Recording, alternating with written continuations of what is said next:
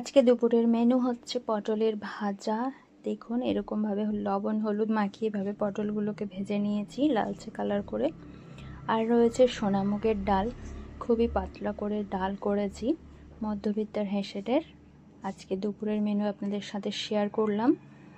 ডালটা দেখুন এভাবে তেজপাতা, শুকনো লঙ্কা ও 5 ফোড়ন দিয়ে সাঁতলে নিয়েছি। আর এখানে রয়েছে মারিচ ডাঁটা আর বিভিন্ন সবজি দিয়ে ঘন্ট, যেমন ধরুন আলু, বেগুন, ঢ্যাঁড়স, বরবটি, এই সমস্ত কিছু দিয়ে মারিচ ডাঁটা ও মারিচ শাকের ঘন্ট।